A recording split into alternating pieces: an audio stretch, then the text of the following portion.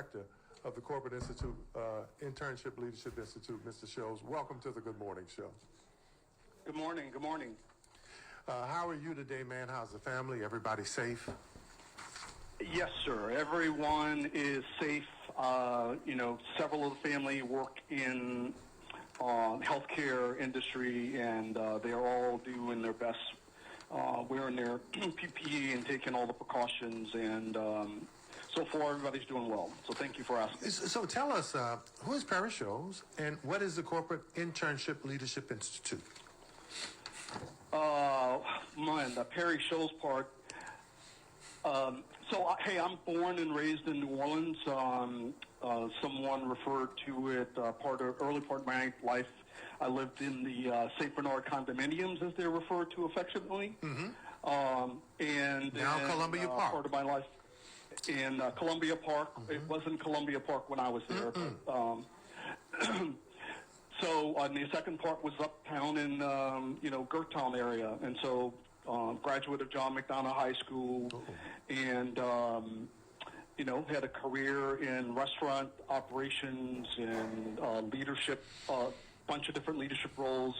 Lived in about 11 different cities in 8 states, and had a great career working for some really great companies.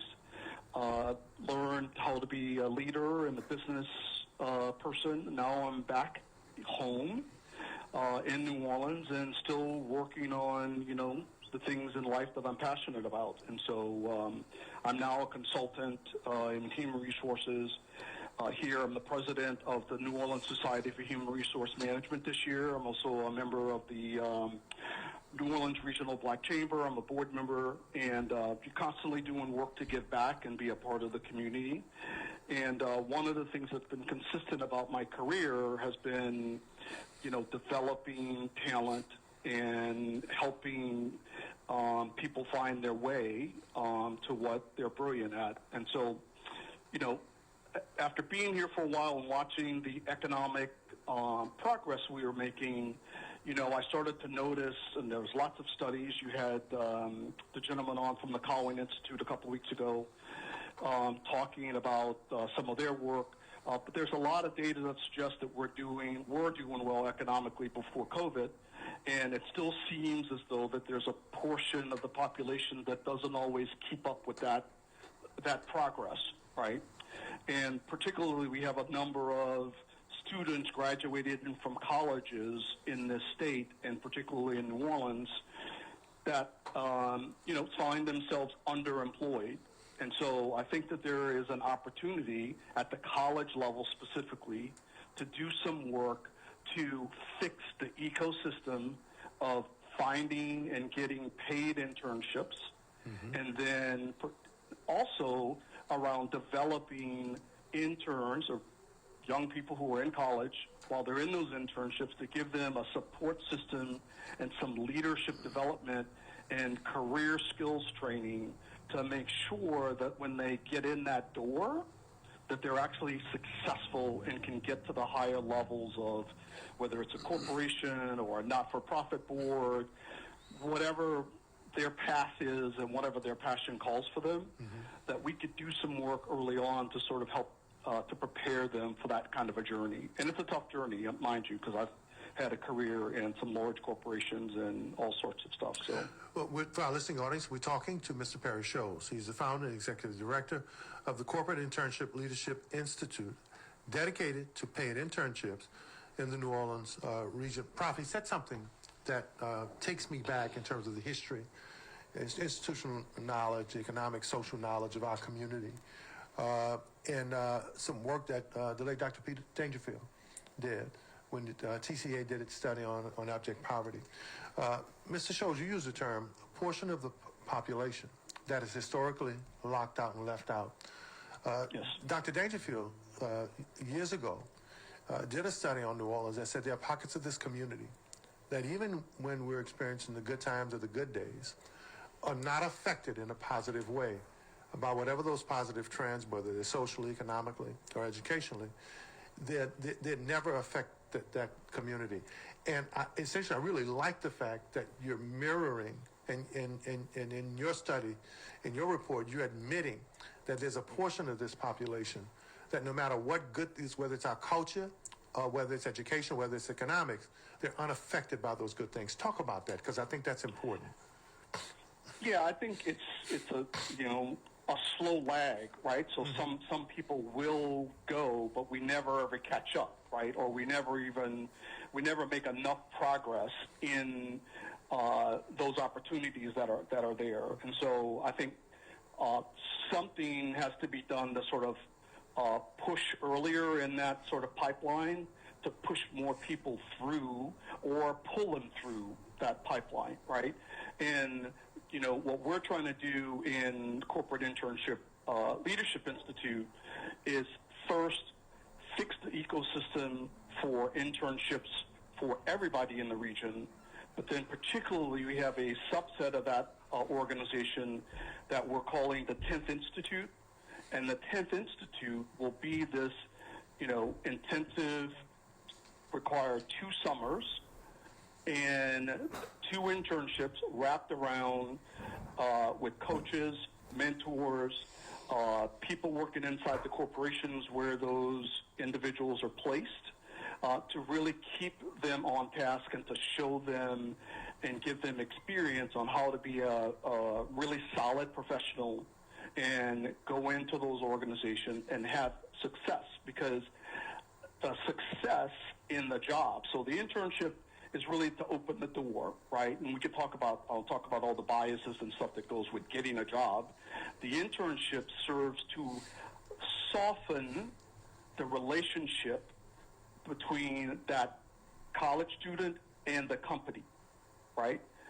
So that they're going to spend, let's say, 8 weeks for 2 summers inside a company. That's a very long interview, right?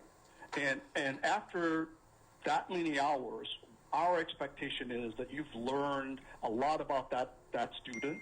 And if we've done our job right, we're actually going to find you a real internship that's not making copies and going to get Starbucks for someone. That internship is going to be skill building and experience building that prepares that young person for when they graduate from college, that they have something valuable on their resume to talk about, because most companies are looking for experience. The only way you're going to get experience while you're in college is to have an internship, and to have one that's meaningful and skill building and experience building, that when you show up at an interview that you can tell someone, here are all the kinds of things that I worked on during my internship, and this is what my skill base is, right, to go along with my education. OT. This program is a much needed program. The students resist developing soft skills. They live in a culture where it's basically we're just free and we do what we want to do. And as an advisor, there's a difference between what you're able to do and what you can do. The able to do is you're able to do anything you want to do. Right. But the reality of the situation is, does your particular skill set allow you to do? Right. So you can have these dreams of being this videographer or whatever the case may be, but if you don't have the skill set to go along with that, then it's not going to happen. And all too often, students major in what they're able to do as opposed to what they can do. I agree. And then they find themselves. He talked about this pipeline. Well, you got to be able to fit in the pipe. So if you can't fit into the pipe, then we can't place you anywhere, because you don't have the background and the skill set that are employable. Well, I think the good thing is what Mr. Sholes and his institute, the Corporate Internship Leadership Institute, is giving folk access to the pipe, or access to that particular playing field, because I love what you said in terms of fix the ecosystem for everyone. Now that's a term that may get by someone. But I'm going to paint a picture for you, and I think it goes in line with what you're trying to do, Brother Sholes. Jim Singleton, many years ago, along with the gentleman Howard Schmoltz, did a study, Prof, about the economics of New Orleans, and that over 120,000 people drove into the city every day. They had most of the paid internships. They had most of the office jobs, most of the middle management and upper management jobs. Their total income was at several $billions, and then every evening after work, they left. I grew up in an environment where many of my friends who were engineers and who are executives today, we could not get jobs at internships with engineering firms, architectural firms, law offices. Most of us African Americans, as talented as we were intellectually and academically, we were relegated to, do you want some fries with that shake? Or will you roll back that bed and puff up that pillow? So there's, especially in the African American community, opportunities not just for paid internships, but for opportunities in that pipeline have not been there for us, Mr. Sholes. Yes, and so I want to just say that the very first job I ever had was cleaning tables at the McDonald's on Carrollton Avenue. It's on a different side of the street now, but that's where I started. And I immediately got into management, and that started my career in management. So, you know, there are good jobs in hospitality and those kinds of things. I think that in this journey, in this organization, we're not saying anything bad about those opportunities, because I wouldn't be talking to you here had it not been for the opportunities that provided to me in my restaurant career, which is over 15 years. I worked at the same. I worked at the same absolutely. one. My cousin's girlfriend was the manager. I needed a job to make some money to go back to college, because my daddy said this summer you're gonna get your own. And the only thing I didn't like about that job was that they didn't have a uniform tall enough to fit me, but the pants could fit me. And my friends used to come and say, we want the tall one to get our fries for us, but because I had on ankle wipers. But I was at the same Carrollton, McDonald's. Yes. Yeah, so those are career opportunities. I think as advisors, I think one of the things is to help individuals understand. I talk to a number of people who are working in, whether it's a hotel or in a restaurant, and they don't see that as a viable career. They're waiting for something else to happen, right? So as an advisor, sometimes you have to say, hey, you're in a place right now where you can develop valuable skills.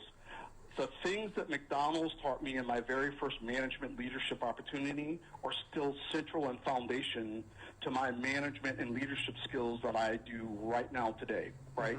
So that industry has a lot of valuable insights, but we're talking here in this organization where we are trying to get into these mid to higher level paying jobs, because what happens when, let's talk about the region and all the economic development that's taking place.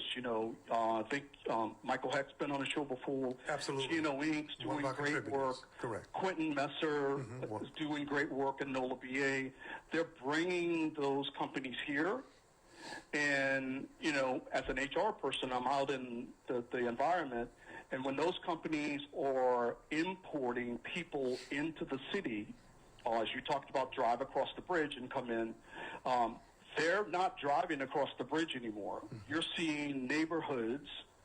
This is another, we don't want to go down this rabbit hole, but, we're seeing neighborhoods change because the well-paying jobs are here, and we're bringing people in to fill those jobs when we have, UNO, Xavier, Dillard, Bingo. Southern Baton Rouge, all of these organizations that are pumping out, students well-educated with degrees, that we should try to keep them home and not let them go to Atlanta or Houston or D.C. or wherever. We really need to keep our talent home. And so one of the ways is to show them, have companies show up and talk to this talented group of people and say, hey, we've got opportunities here for you, and we want you to stay here, raise your families, be a part of the community, and become leaders in the community. So, I think, first of all, like everything about what you're saying, that's been one of the missing pieces and the challenges. It's not because we haven't had opportunity here, but, I always said that, New Orleans was one of the few places where we always were looking for somebody else who wasn't from here, who didn't fix it where they was from, to come tell us how to fix it here. And then we're surprised when they didn't fix it where they was from. Now they're here telling us how much expertise they have, and we still got the same problems 20, 30, 40, 50, 60 years later. And too much of our talented talent, or not just those who are recognized as talented talent, but the ones who haven't grown into their excellence yet. Sure. Too often in this community, they go spread their wings. Atlanta, Houston, Dallas, New York, L.A. And there's nothing wrong with having the choice to go those places. But Mr. Sholes, what you're doing is saying, no, you got options now to stay home. I like that. Yeah, we have to show them. We have to show them that opportunity is here. Yeah, and I agree, but they also have to be willing participants because we, it's just part of the issues with the generation that we're dealing with is that we are having to go and force them to find opportunities or to take advantage of opportunities. And a lot of times, honestly, they overlook them. Well, I think you said it. And just to, look, no one advocates for our young folk more than me. We do segment here a couple times a year. We have the youth show. Well, we want to hear from our kids. But I think you hit it on the nail earlier, Prof, was that too often our young folks, kids, their dreams don't line up with their skill sets or their realities. They want to be an astronaut, but they don't want to study in math or physics or take any astronomy classes. They want to be Jay-Z, but they don't want to understand what it takes to run or build a record label. But because they see that and they see there's some grandeur and celebrity and some money attached to it, they have these warped dreams of thinking they're entitled to it. I think you're right about that. Yeah, that's... Go ahead, Mr. Sholes. Yeah. Yeah, so one of the things that we're trying to put in place to address that is we're trying to build a village. We need professionals inside the corporations. We need professionals of color to be a part of our organization, Corporate Internship Leadership Institute, and the 10th Institute to be mentors. So people who are in those kinds of roles right now that can help those individuals to expose them to what it really takes to break out this bubble of, hey, I'm going to walk in, I'm going to be the president or the CEO, and I'm going to be doing... We need mentors to help them through that, right? Part of it is experience, right? And the other part of it is surrounding them with people who look like them that can talk to them about their experiences and sort of share some of that so that we can start to chip away at, hey, listen, this is hard work, right? And you really need to be the best of the best in order to excel and be that leader on, chairman of the board or in a executive VP type position. And even if you start your own consulting, like I've done. I've had enough corporate experience to go out and do my own work and have enough requisite experience that is of value, right? So you have to go through and do that hard work. And I think we need to have leaders, and I'm hoping we're going to be successful in convincing, members of our community who are professionals that are working in these kinds of opportunities to come and be a part of this program as volunteers and mentors to help us work with these students early on so that we can get them really focused on what needs to be done to be successful in these types of opportunities. Well, the opportunities are there. You have some of the most prominent, successful African Americans in this community, men and women that are following on social media and listening right now to Michonne Copeland. We're talking to Mr. Perry Sholes. He's the founder and executive director of the Corporate Internship Leadership Institute. And one of our great thought leaders, intellectuals, businesswomen, Krista Pouncey-Dyson. We talk about technology. Yes. One of our gurus. There are very few who are better than her. And she's an employer. She says she wants to know how can we begin to formulate to make sure that our community can participate in much-needed internship programs like this. You may want to address her. She's listening on social media right now, Mr. Sholes. Yes. Thank you, Ms. Dyson. Krista and I serve on the Regional Black Chamber together and trying to do a lot of work there for our entrepreneurs of color in the Regional Black Chamber. So yeah, we want we need people to be involved in the program. Again, volunteers, mentors. We're bootstrapping at this point to build this organization, so we need donations. You can go to our website, which is www.internshiptalent.org. Again, www.internshiptalent.org, and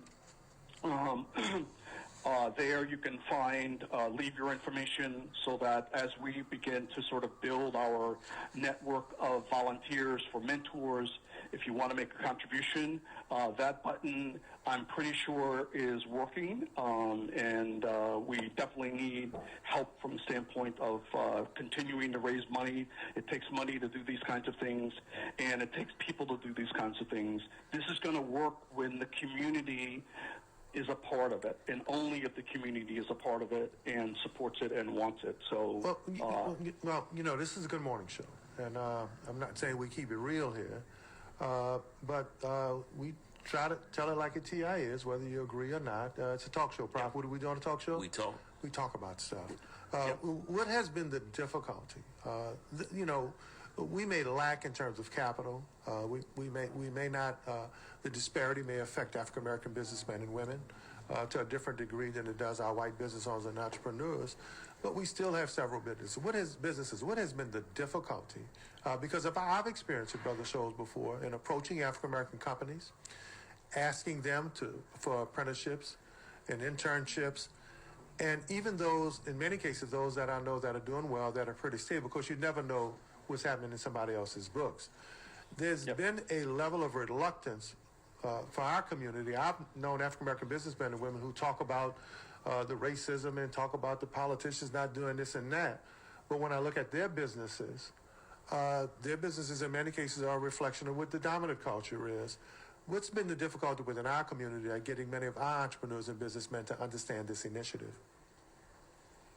Yeah, so we're still in the very early stages of starting to get out and have those conversations. We're talking to all the corporations. We're looking anywhere we can find an organization that is going to be willing to operate within our terms, which means paying the intern is one of the very first things that it's all about.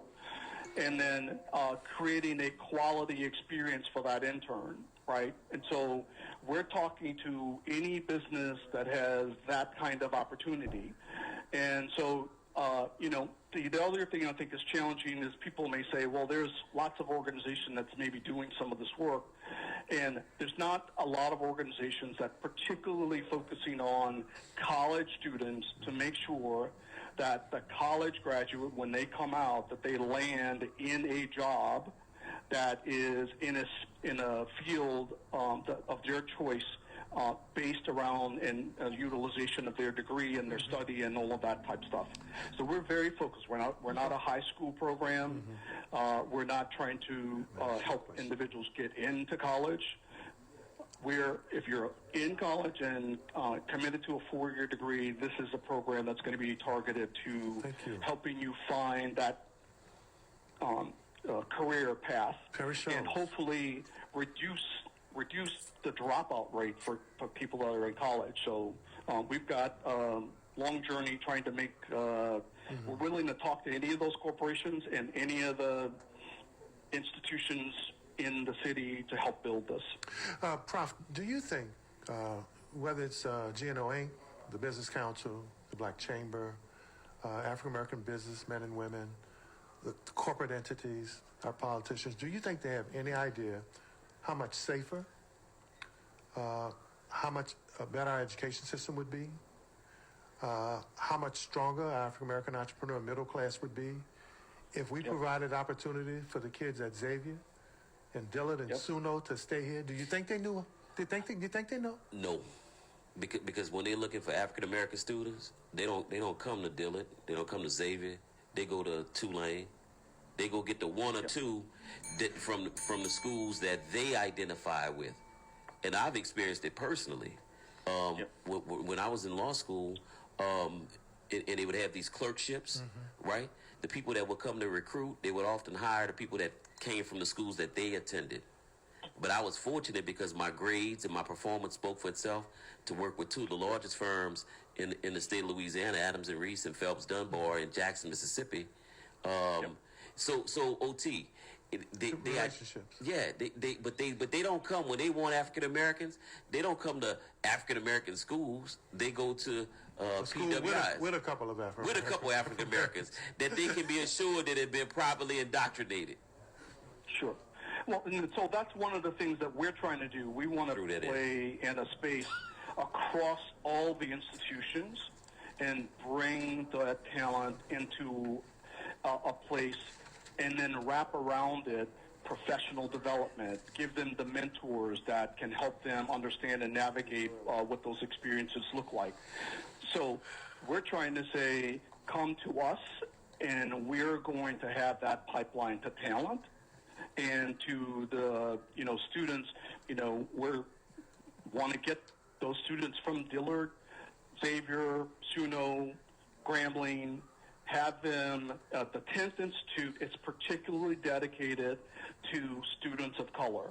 That program of mentors and professional development is dedicated solely to students of color that are in college. The Corporate Internship Leadership Institute is really trying to work on internships in general, but 10th Institute is based on premise of W.E.B. Du Bois around the talented 10th.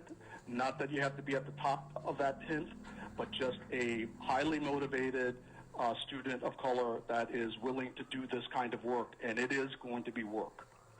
Well, first of all, thank you, and thank Ms. Pouncey, Keisha Jones, Ms. Sean Copeland, Alcide Bennett, many entrepreneurs, professor, filmmaker, Martinez out in California, David Bocage, one of our great academic intellectuals, everybody who's on social media. How can people get in touch with you? How can they not only begin to participate, but help strengthen this initiative? I think when you talk about solution, Prof, Mr. Sholes, this is a solution. It really is, man. Yes. Bless you for what you're doing. Give out your information, and so people can support you.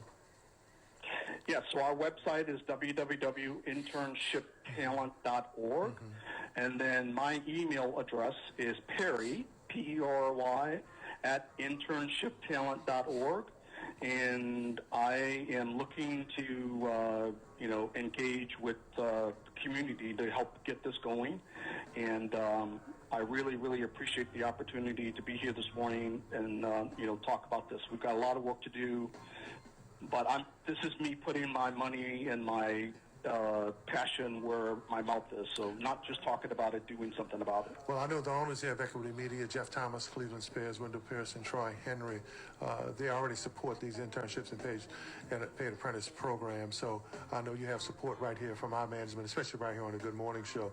Prof fights every day to make sure that his kids can not just go to school at Dillard, but they can have opportunity from Dillard. We appreciate you. We look forward to you coming back and updating us.